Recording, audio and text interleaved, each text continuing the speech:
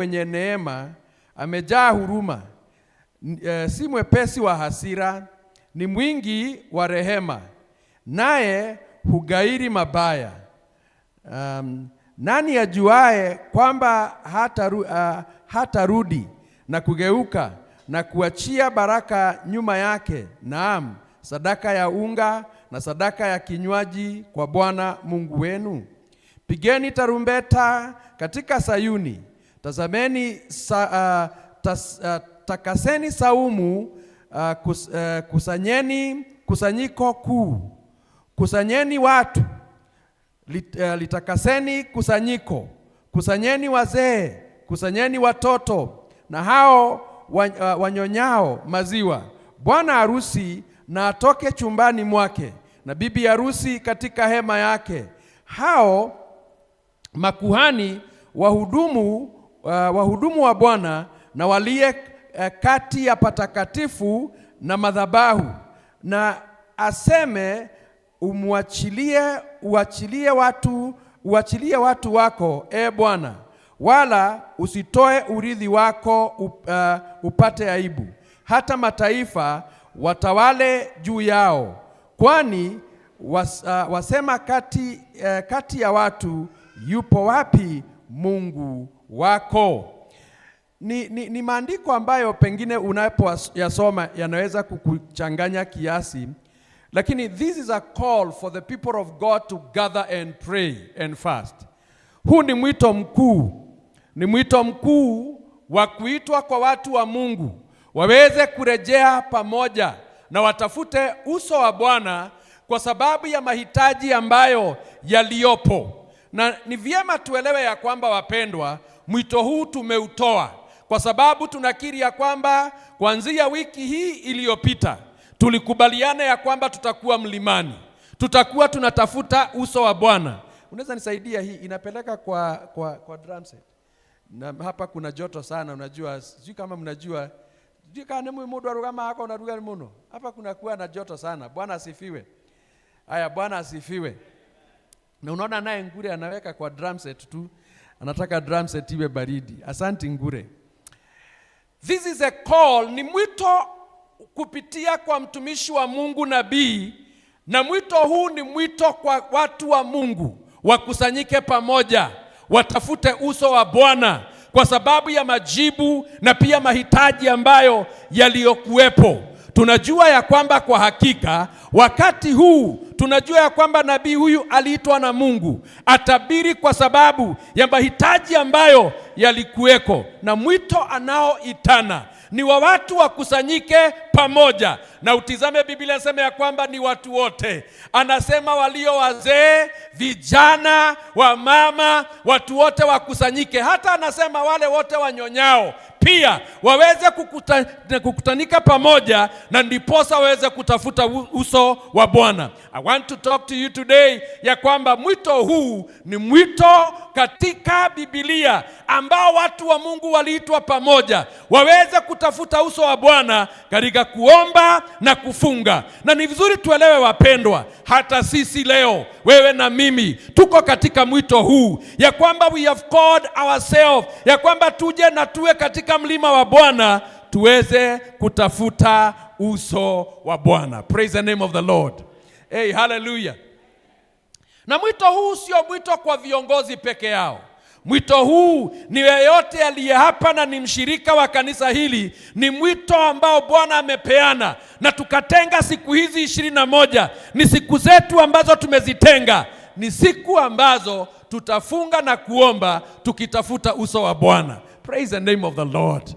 Na ni vizuri wewe pamoja nami tukubaliane na tuungane pamoja katika jambo hili, ndiposa tutafute uso wa Bwana. Na ninajua na nina uhakika ya kwamba tutakapomtafuta yeye atapatikana. Hey, hallelujah.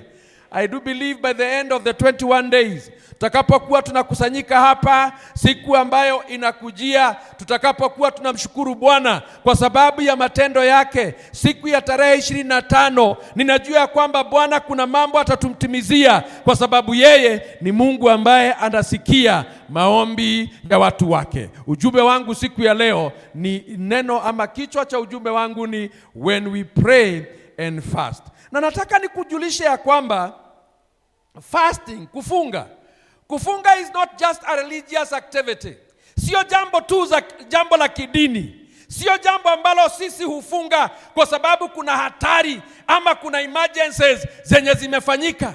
Ni vizuri tujue ya kwamba Biblia inatuonyesha wazi wazi katika sehemu tofauti wakati watu walifunga na kuomba, Mungu alirespond. And this is my prayer. Kwa siku hizi 21 tutakapokuwa tunaomba, haitakuwa bure. Mungu aliyerespond wakati wengine waliomba, yeye hata wakati huu atarespond kwa maombi yangu. Ni ombi langu ya kwamba mpendwa, Mungu akasikie maombi yako. Mungu akarespond kwa kilio chako. Kwa sababu gani? Yeye ni Mungu ambaye anarespond. Hallelujah. Unasikia katika Yoeli anasema ya kwamba kulikuwa na aibu kiasi kwa sababu wana Israeli bado wakiwa mateka, anawatabiria na utizame watu walikuwa nauliza, je, Mungu wenu yuko wapi? Lakini wakati wanaitwa katika mwito huu na kuweza kufunga na kuomba, God is able to respond. And even today, I want to encourage you, as we pray and fast, our God do respond. Na ninaomba ya kwamba Mungu atarespond kwetu. Bwana asifiwe. Unajua Biblia, ukisoma kama vile Elder Rachel amesema ya kwamba amekuwa akisoma Biblia.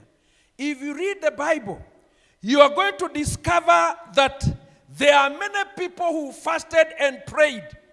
Watu wengi walifunga na watu wengi katika Biblia waliomba, wakitafuta mambo tofauti kutoka kwa Mungu. Na inaonyesha wazi wazi, baada yao kutafuta Mungu, Mungu aliweza kurespond kwao. How I pray, hata sisi hatutaachwa nyuma. Kama vile alivyowakumbuka, akawajibia maombi, akawafungulia milango, akawaonekania kwa njia kuu. How I pray today, ya kwamba wewe na mimi tunapoomba, Bwana atarespond. Atatuonekania katika jamii zetu, atatuonekania katika biashara zetu, atatuonekania kwa watoto wetu, atatuonekania kwa ndoto ambazo tuko nazo. May God respond to your situation. Hallelujah. Tunaona katika Biblia kuna watu waliomba wakitafuta mwelekeo. They prayed as they desired ya kwamba Mungu awapatie mwelekeo. They prayed for direction. They prayed for breakthrough. They prayed for repentance. They prayed for revival. Na wacha nikuambie, wakati watu hawa waliomba, utakapotizama katika Biblia, utaona ya kwamba yeye Mungu alirespond. Ambao walikuwa tasa, aliwapa watoto. Ambao walikosa mwelekeo, aliwapa mwelekeo. Waliokuwa wamefinyika, aliweza kuwafurahisha. Kwa sababu gani? Yeye ni Mungu ambaye hurespond watu wake wakiomba. Oh, praise the name of the Lord.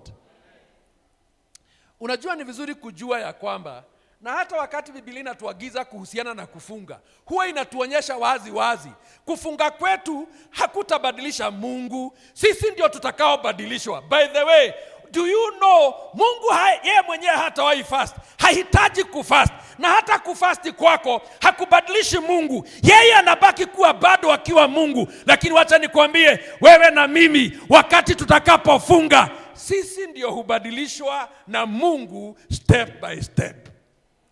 Hallelujah. Sisi ndio hubadilishwa. Fasting does not change God. It changes us.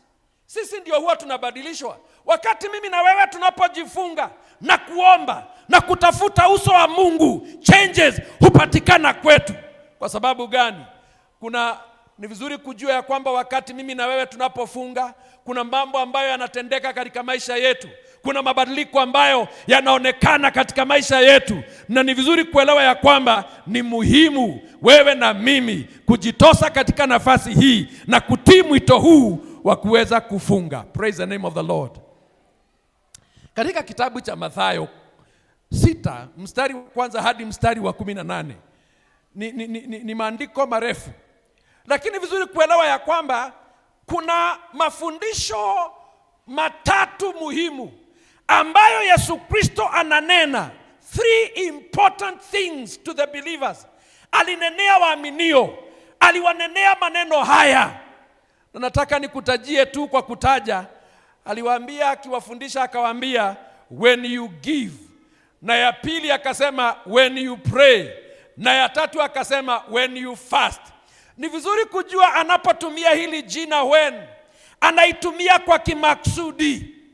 Anaonyesha waziwazi hili ni jambo ambalo linahitajika lifanywe. Wakati Biblia inasema ya kwamba when we pray, when we give, when we fast, we need to understand it is expected of us. Sisi wenyewe inahitajika kutoka kwetu. Kama ni kupeana, tupeane. In other words, tutoe. Kama ni kuomba, tuombe. Na kama ni kufunga, inahitajika. It is expected of us as believers to fast. Na ni vizuri kujua kama Yesu Kristo yeye mwenyewe alifundisha namna hiyo, then tunapoamua ya kwamba tutakuwa katika maombi haya ya siku hizi 21 tukitafuta uso wa Bwana, then we are in the right track. Hey, hallelujah.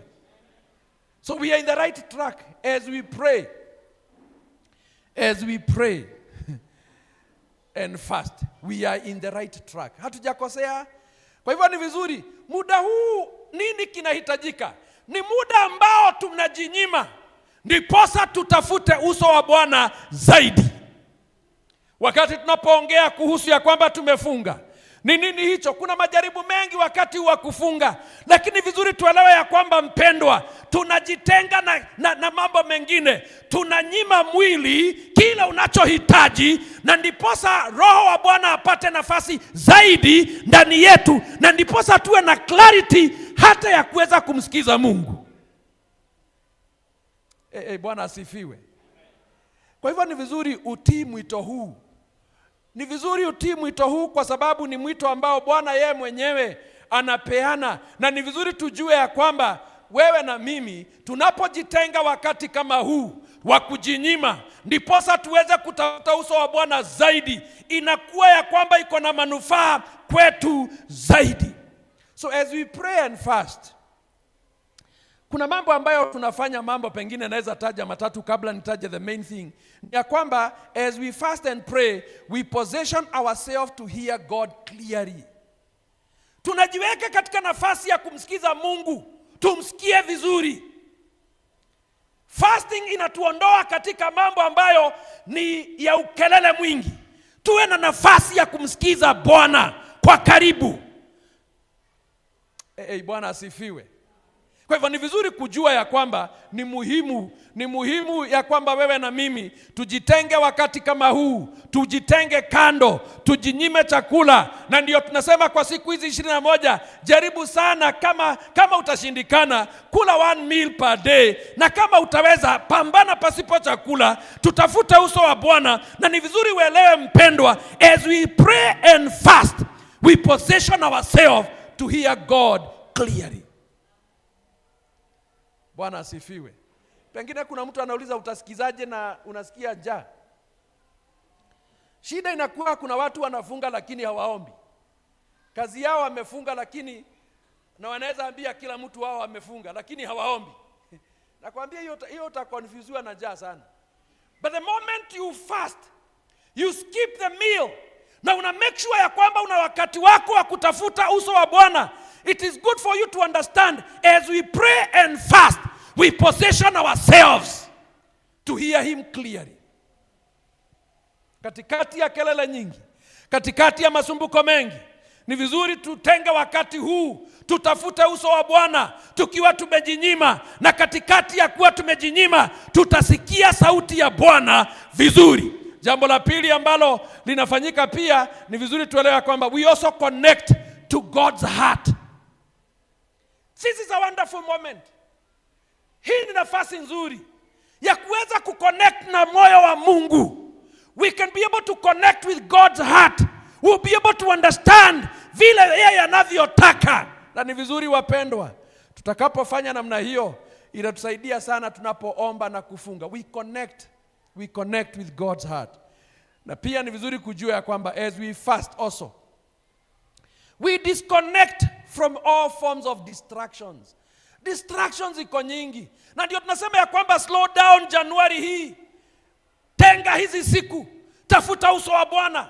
Kuna distraction nyingi ambazo zinafinya waaminio wasizidi kusimama vizuri. Tunakumbana na mambo mengi yaliyo magumu na yaliyo mazito. But as we pray and fast, wapendwa, tunashinda distractions zenye ambazo zinakujaga katika maisha yetu na zina weaken ile ability yetu ya kuwa spiritually sensitive. How I pray today in the name of Jesus. Mahubiri haya hayatabaki na matangazo haya hayatabaki kutoka kwa madhabahu haya. Wewe utayachukulia kwa umuhimu. Utayachukulia kwa umuhimu. Utakuwa mlimani. Utatafuta uso wa Bwana. Sio kwa sababu imetangazwa tu, lakini ni kwa sababu pia wewe ungetaka utafute nafasi yako na Mungu. Ungetaka ya kwamba utafute nafasi yako na Mungu kwa karibu. Huu ni wakati mzuri tunapoanzia mambo haya mwezi wa Januari. Ni kwa sababu tungetaka tuombe Mungu so that we can be able to align ourselves, our will together with the will of God. Na njia moja ya kufanya hivi wapendwa, ni katika hali ya kujinyima na ni katika hali ya kukwea mlima wa Bwana, kutafuta uso wa Bwana katika maombi. Na hivyo ndivyo ninataka niwasihi wapendwa, ya kwamba wakati huu ichukulie ikiwa muhimu tuweze kutafuta uso wa Bwana, na ndiposa yeye aweze pia kutuonekania mwaka huu, na ndiposa mapenzi yake yaweze kuwa ndiyo mapenzi yetu. Bwana asifiwe. Yaweze kuwa ndiyo mapenzi yetu. Na unajua katika tunapoongea kuhusu kufunga,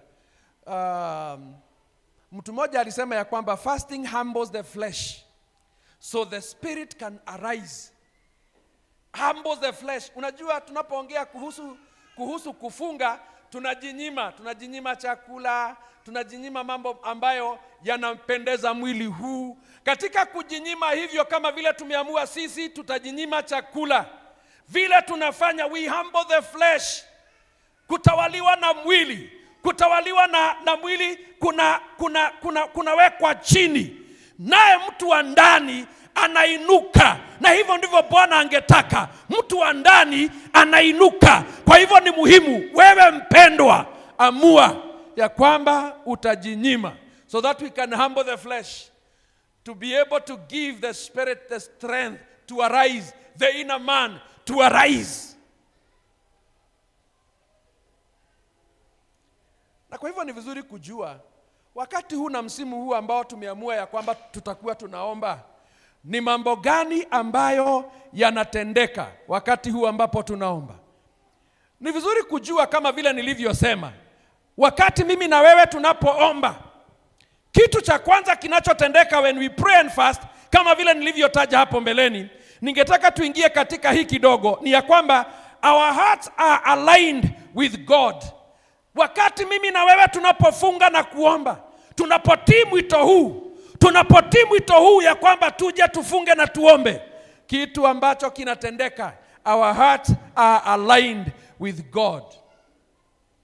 Hebu kama unaweza tuwekee Zaburi 51 na mstari wa 10.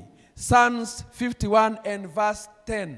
If you can get there, Zaburi 51,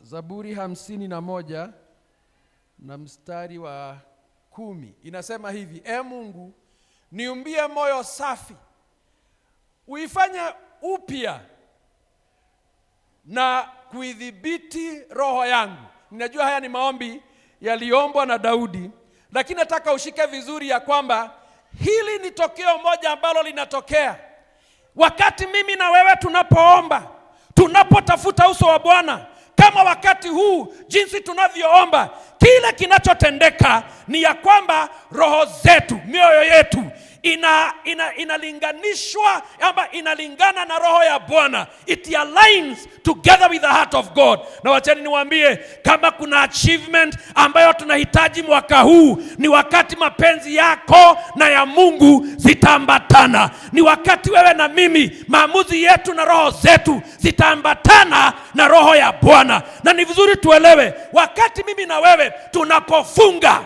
hili ni tukio moja linalotukia. Our hearts are aligned with God. Praise the name of the Lord. Kuna mambo machache ambayo yanatendeka katika hii. Ni vizuri kujua ya kwamba kuna motives zetu. Kuna motives ambazo tuko nazo. Ni vizuri kujua as we pray and fast, our motives are purified.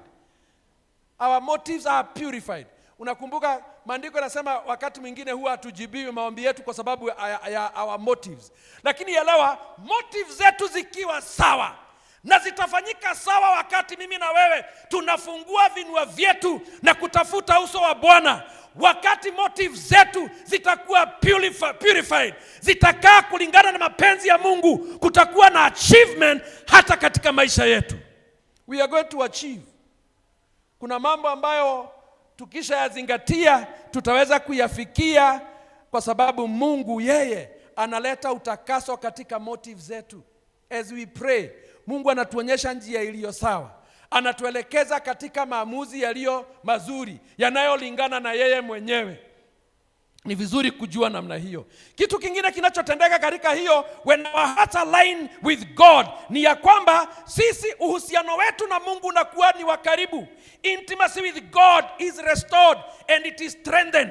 Uhusiano wetu na Mungu. So as we pray and fast, wakati roho zetu zinalingana na roho ya Bwana, ni vizuri kuelewa uhusiano wetu na Mungu unatiwa nguvu, na kama ulikuwa haukuwepo, Bwana anaurejesha kwa upendo wake mkuu. Hey, Bwana asifiwe. Hey, hallelujah. Upendo katikati yetu na Mungu. Unajua kuna watu ambao wanasafiri na Mungu ni kweli na wameokoka, lakini wao uhusiano wao na Mungu unakuwa ni wa karibu wakati wanajipata katika matatizo, wakati huo ndio wanapomtafuta Bwana. Lakini wakati tunafunga, intimacy yetu na Mungu inapokuwa ni kubwa na inaletwa karibu nasi na Mungu, kile kinafanyika, tunampenda Mungu zaidi, sio tu kwa sababu ya majibu, sio tu kwa matendo aliyotutendea, sio tu kwa miujiza aliyotutendea, bali tunampenda kwa kuwa yeye ni Mungu jinsi alivyo. Hey, praise the name of the Lord. So it is good for us to answer this call to prayer and fasting. Kwa sababu tunapofunga, tunapoomba, ninajua inakuwa na majaribu mengi sana. Kuna mambo mengi, kuna kushindwa mara nyingi. Lakini nataka nikutie moyo mpendwa, nikuambie ya kwamba wewe amka, funga pamoja nasi, endelea kutafuta uso wa Bwana pamoja nasi. Bwana atazidi kudhihirisha nguvu zake kwa sababu yeye ni mwaminifu. Bwana atazidi kuonekana katika maisha yetu kwa kuwa yeye ni mwaminifu. Wewe tafuta uso wa Bwana katika kufunga na kuomba. Roho yako italainika pamoja na roho ya Bwana. Praise the name of the Lord. Your heart will align together with the heart of God. Na kama kuna kitu kizuri ni hicho. Na kwa hivyo mchana wa leo, kama kuna ombi ambalo tunaweza kuwa pamoja nalo sisi sote asubuhi ya leo kupitia kwa hii, ni ya kwamba Mungu, ni kuomba ya kwamba Mungu nisaidie that my heart will align with you God. Kama kuna ombi tunaweza kuomba ni ya kwamba God, kama kuna kitu ambacho hakifai katika maisha yangu, hakikupendezi, Bwana niondolee. Kwa sababu tungetaka our heart zi-align na the heart of God. Na njia moja ya kufanya hivi ni vile tumefanya. Tunajinyima, tunafunga, tunaomba. Bwana naye anadhihirisha nguvu zake kwa sababu yeye ni Mungu aliye mtakatifu, ni Mungu mwenye huruma, ni Mungu ambaye anasikia maombi wakati mimi na wewe tunapomtafuta uso wake. How I pray today in Jesus name. Wakati tunapoomba msimu huu, our heart will align with the heart of God. Bwana asifiwe. Zita align na moyo wa Mungu na roho ya Mungu. Na wacha niwaambie itakuwa ni baraka zaidi. So as we pray, our heart align with the heart of God. Jambo la pili, our spiritual sensitivity is sharpened. Tunaelewa mambo sasa ya kiroho vizuri. Unajua, ni vizuri kujua katikati ya kelele nyingi iliyopo, katikati ya matatizo mengi yaliyopo, itakuwa ni vigumu kuweza kumsikia Bwana. Lakini wakati wewe na mimi tunapoomba, wakati wewe na mimi tunafunga na kuomba, kile kinatendeka. Ni vizuri kuelewa, our spiritual sensitivity inainuka zaidi. Tunaelewa Bwana akiongea. Tunaelewa wakati sauti itaongea, tutaweza kupambanukiwa kama ni ya Bwana ama sio ya Bwana. Bwana asifiwe.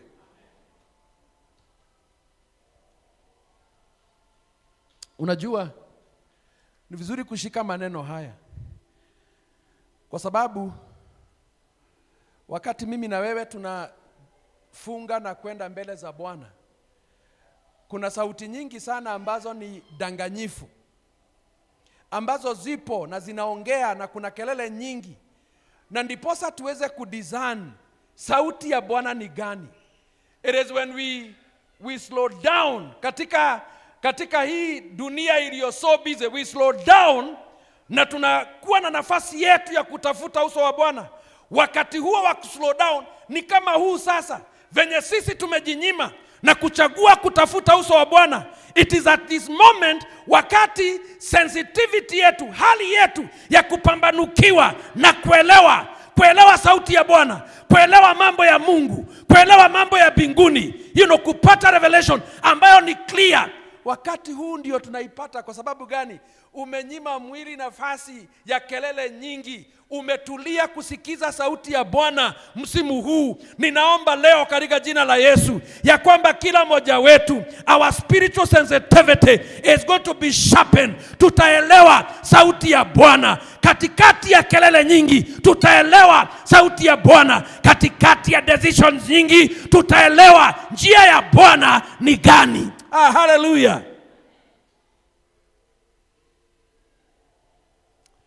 Ni vizuri kuelewa maneno haya, wapendwa. Kuna watu wengi leo hii sauti ya Bwana ni kitu foreign kwao. Lakini wakati mimi na wewe tunajiachilia kwa Mungu, hiyo spiritual sensitivity inainuka ndani yetu. We can be able now to hear. Let me tell you what happened when we pray and fast. Macho yetu ya kiroho, masikio yetu ya kiroho hufunguka. Tunaona vizuri when we spend time with God. Okay, Bwana asifiwe. Ninajua ya kwamba kuna wengi wetu ambao mara nyingi wana spend time kwa simu. Na unajua kuna mtu alikuwa anafikiria ati ni kama simu inakuwa na revelation. Kwa sababu ukianzia kutafuta kitu fulani, hata iwe ni video fulani ambazo unaona zaidi, simu yako kwa sababu ni system, inaelewa ni nini unapenda sana. Inakuletea tu video. Kama wewe unapenda kuona video za watu wakianguka na nduthi, itakuletea hizo. That's what the phone does. Inakuangazia mambo hayo.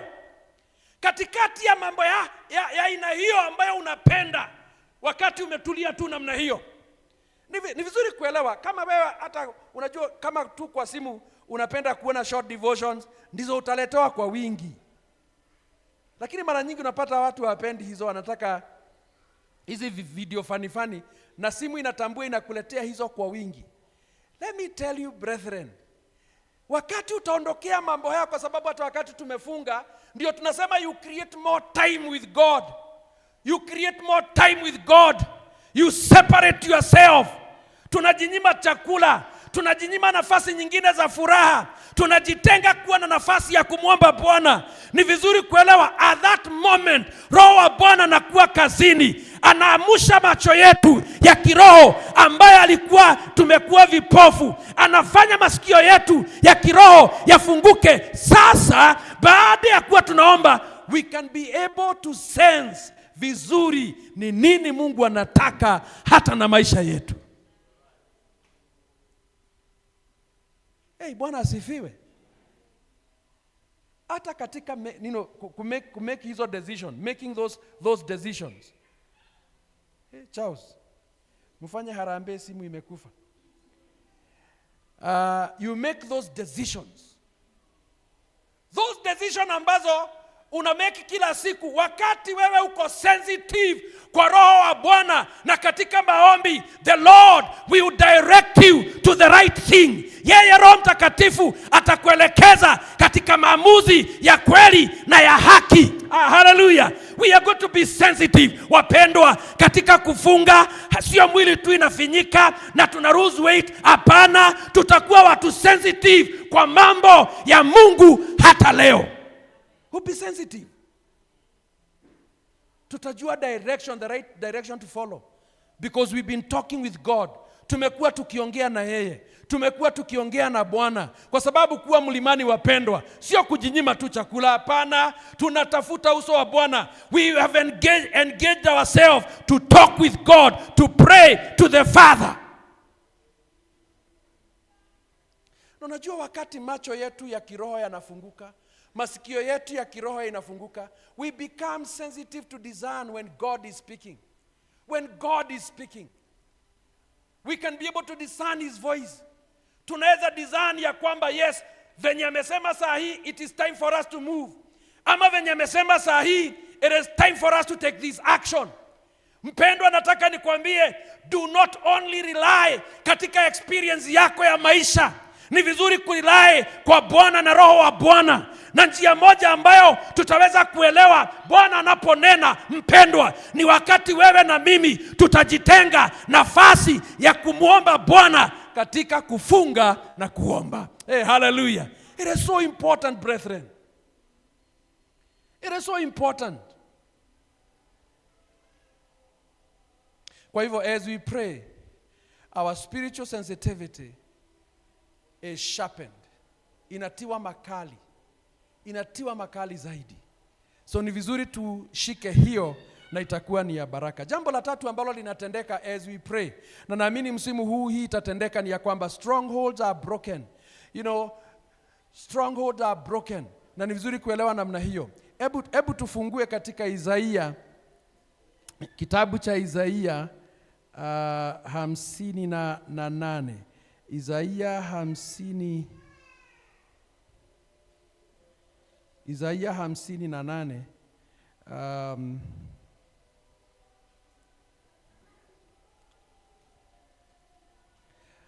Nitasoma mistari michache. Nina haja na mstari mmoja, lakini nitasoma mistari michache. Inasema hivi kuanzia mstari wa kwanza, inasema piga kelele, usiache, paza sauti yako kama tarumbeta, uwahubiri watu wangu kosa lao, na nyumba ya Yakobo dhambi zao. Walakini watanitafuta kila siku, hupenda kujua njia zangu, kama vile taifa waliotenda haki, wasioacha sheria ya Mungu wao. Hutaka kwangu amri za haki, hufurahi. Enda verse 3. Kusoma pale ndio vizuri. Verse 3 inasema, husema mbona tumefunga lakini huoni? Mbona tumejitabisha nafsi zetu lakini huangalii? Fahamuni, siku ya kufunga kwenu mnatafuta anasa zenu wenyewe na kuwalemea wote watendao kazi kwenu. Verse number 4, tazama ninyi mnafunga ili mpate kushindana na kugombana na kupiga kwa ngumi ya uovu. Kufunga kama huku kwa siku ya leo hakutafanya sauti zenu zisikike juu. Verse 5, that is, je, kufunga namna hii ni saumu niliyochagua mimi? Je, ni siku ya mtu kujitabisha nafsi yake na kuinama kichwa kama unyasi na kutanda nguo za magunia na majivu chini yake? Je, utasema ni siku ya kufunga na ya kukubaliwa na Bwana? Verse 6, hii ndio nina haja nayo sana. Inasema kwamba je, saumu niliyochagua sio ya namna hii, kufungua vifungo vya uovu, kuzilegeza kamba za nira, kuacha huru walionewa, na kwamba mvunje kila nira.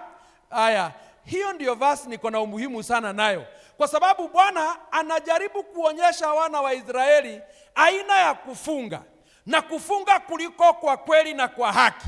Hapo mbeleni anawaambia kuna kufunga ambako hakustahili, lakini anafika mahali na kuonyesha kwamba kuna kufunga ambako kunako stahili. Katika mstari huu wa 6 anasema ya kwamba yeye Mungu kuna the type of fast yenye amechagua. Katika hiyo fast anasema ya kwamba yeye kufunga kule aliyechagua ni ya kwamba katikati ya watu watakao kuwa wamefunga kutakuwa na matokeo yatakayodhihirika na kuoneka vizuri. Na hapo ndipo anasema ya kwamba kuna wale ambao watakuwa wamefungwa nira watawekwa huru. Hivyo ndivyo Biblia inavyosema ya kwamba walio na vifungo vya kila aina vitaweza kuvunjika. Na ndiposa nasema hivi wapendwa, as we pray and fast, if there is something that we expect, ni vizuri kujua our hearts zikianai na Mungu, ni vizuri kuelewa ya kwamba bado kuna mambo ambayo tutapokea zaidi hata baada ya kuwa spiritually alert. Ni vizuri kuelewa ya kwamba Mungu atajidhihirisha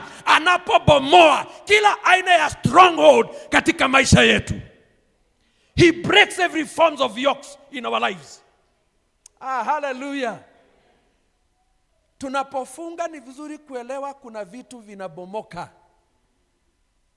Bwana asifiwe. Kuna vitu vinabomoka. Na hii nataka niwape na mjue na mshike hii kwa kweli. When we pray and fast, even as our heart align with God, even as our spiritual sensitivity sharpen, ni vizuri kuelewa ya kwamba strongholds ambazo zimekamata watu wa Mungu, vifungo ambavyo vilishika watu wa Mungu, hivyo katika kufunga na kuomba huwa zinavunjika. Bwana asifiwe. Hatujafunga tujigambe. Bwana asifiwe. Hatujafunga tupate sifa ya kwamba kanisa hili hufunga siku 21. Hapana, we are in business with God. Na tunajua kwa hakika katikati yetu na tuko na imani kama kuna yeyote aliyenaswa na kifungo cha kila aina, as we pray and fast, ninataka nitangaze hivyo vifungo Bwana anavivunja.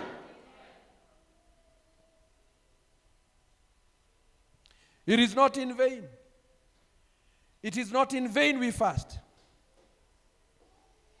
Ni vizuri kuelewa ya kwamba there are times in this walk of life, wakati ya kwamba wewe na mimi tunapoomba tuelewe kuna vita vingine ambavyo vinahitaji nafasi kama hii ya kufunga na kuomba. But let me encourage you today in the name of Jesus, as we pray and fast, kuna kitu ambacho kinaachiliwa. Kuna nguvu za Mungu ambazo zinaachiliwa. Kuna breakthrough ya Mungu ambayo inaachiliwa. Na nataka uelewe vifungo vya kila aina, vifungo vya ndoto mbaya, vifungo katika maisha yenu, vifungo za delay, wakati tunapoomba na kufunga zinavunjika. Hallelujah. We do not only align our hearts with God's, we do not only become spiritually sensitive, but strongholds in our lives are broken. Bwana asifiwe. Kwa hivyo ni vizuri ushike vizuri. Msimu huu ni msimu mzuri. And I want to put it to you generally, ya kwamba kama kuna vitu umestruggle nazo, umestruggle na mambo haya, miaka imepita umestruggle nayo, pengine umestruggle nayo katika jamii yenu, this is a good opportunity yako na mimi tutafute uso wa Bwana. Ninakuhakikishia ako na nguvu ya kuvunja kila vifungo katika maisha yetu. Yeye ako na uweza wa kuharibu kila vifungo katika maisha yetu. As we pray and fast. As we pray and fast. Ni vizuri kuelewa namna hiyo. As we pray and fast, kuna nafasi hiyo ya kuvunja kila aina ya nira. Leo hii sijui ni nini imekufunga. Sijui ni nini umestruggle nayo. Sijui umekuwa katika vita za aina gani. Kuna mambo ya kiroho umepitia. Kila wakati unapojaribu inashindikana. Kila wakati unapojaribu inakuwa ngumu. Kila wakati ambapo inafikia ni kana kwamba wewe uko karibu kufikia mahali hapo, inakuwa ngumu. I am here to encourage you today in the name of Jesus. Haijalishi ni kitu gani, haijalishi ni kifungo aina gani, niko hapa nikutangazie, as we pray and fast, every bondage, there is power. As we pray and fast, every bondage is going to be broken in the name of Jesus.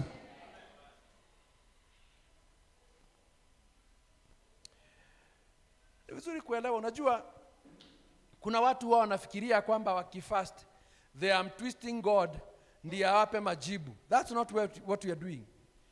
We are not forcing God to act. Hapana. All what we are doing, we are aligning our will with God's will. Na ni vizuri kuelewa, tunapo align our will with God's will, mapenzi yake yatatendeka katika maisha yetu. Nguvu zake zitadhihirika juu ya maisha yetu. Wakati nguvu zake, kibali chake, neema yake inadhihirika juu ya maisha yetu, italeta mabadiliko. Uwepo wake ukiwa pamoja nasi, uponyaji tutapokea, mlango huo utafunguka, kibali hicho kitatulenga. Kwa sababu gani? We have aligned our will with God's will. Hii ni nafasi nzuri wapendwa, ya kuweza kufanya mambo haya. Hii ni nafasi nzuri ya kuweza kufanya mambo haya. Ninapomalizia nataka niseme hivi. This is our season. Huu ni msimu wetu wapendwa. Tufunge na tuombe. Tutafute uso wa Bwana. Can we make it personal? We seek him deeply. Tutafute uso wa Mungu zaidi. Can we be able to create time? Tutafute nafasi zaidi. Isiwe tu ya kwamba tunasonga tu na hatuombi, tumefunga lakini hatuombi. Ninataka nitangaze, this is our season ya kufurahia baraka za Bwana, kufurahia ukuu wa Bwana. Na tunapofunga na kuomba, wacheni tufanye maamuzi. Tutafute uso wa Bwana zaidi. Tutenge wakati, tutafute uso wa Bwana zaidi. Hallelujah. Msimu huu wa siku hizi 21, sifa isiwe ya kwamba nilimiss chakula. Bwana asifiwe.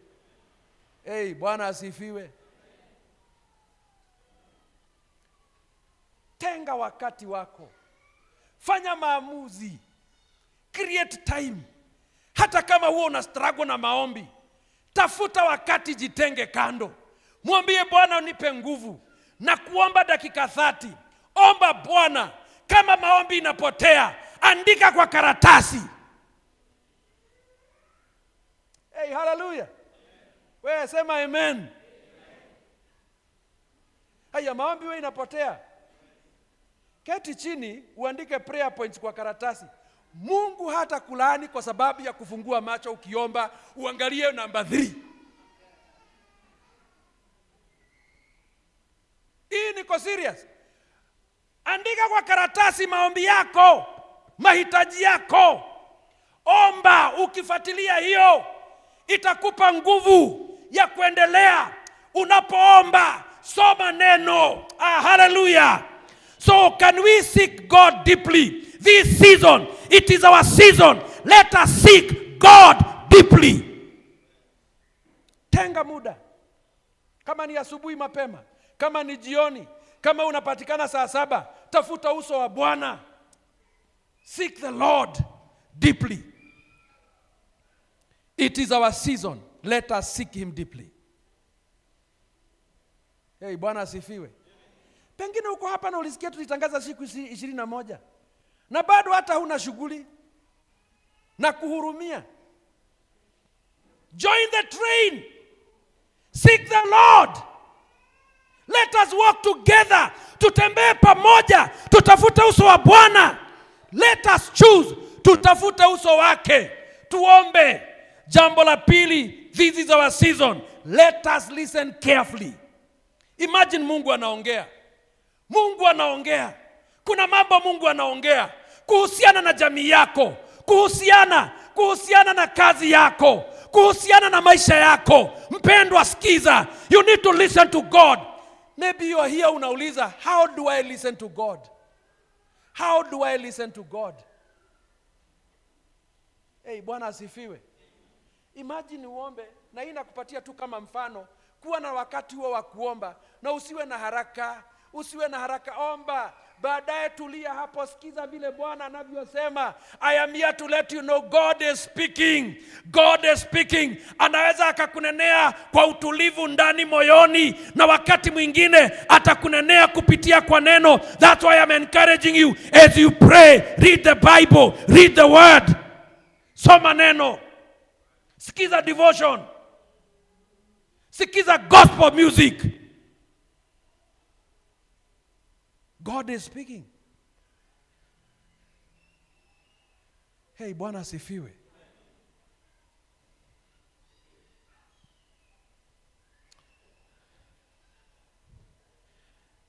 It is our season. Seek God deeply. Listen carefully. Na jambo la tatu, expect transformation. Baada ya huu msimu, hawezi baki vile vile. Lazima kuwe na mabadiliko. After this season, the transformation is going to come, so that you can be able to serve God even in a better way, in a bigger way. Kutakuwa na kujipeana, kujitolea kwa njia kubwa, kwa njia nyingi.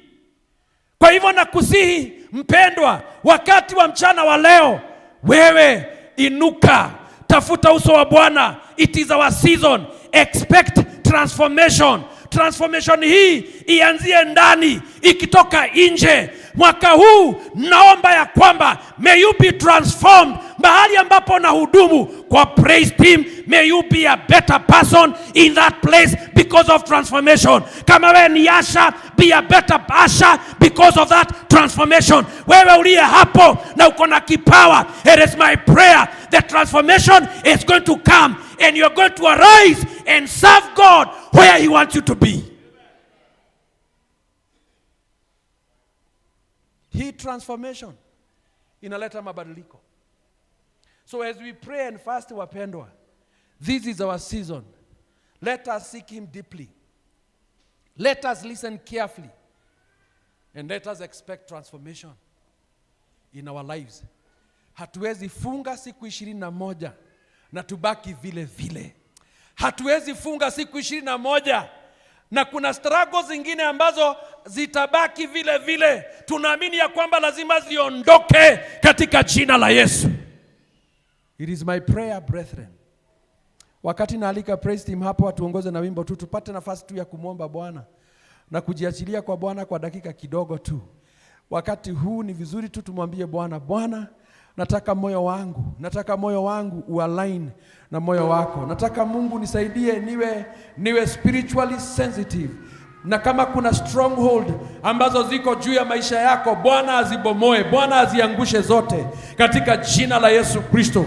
Bwana aziangushe zote, ayayushe kila milima, ayayushe kila kuta ambazo ziko kinyume na maisha yako katika jina la Yesu Kristo. It is our season. We need to seek the Lord deeply. We need to seek the Lord deeply. We need to listen to him. Na tumuombe Bwana. Baada ya haya maombi, biashara zetu, jamii zetu, maisha yetu binafsi, kanisa la Bwana, kuwe na transformation, kuwe na mabadiliko ambayo yatakuwa ni makubwa, yatakayoonekana kwa utukufu wa jina la Bwana.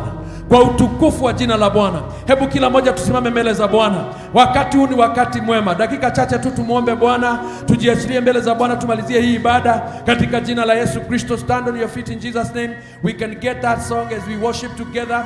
Sisi sote tumwabudu Bwana. Tumwabudu Bwana kwa sababu yeye ni mkuu na yeye ni Bwana anayeweza. Tumwabudu kwa pamoja in the name of Jesus. In the name of Jesus. Nionyeshe njia zako, nikujue zaidi Bwana, niwe kama wewe Bwana, niwe kama wewe. yafungue macho yangu, nikuone,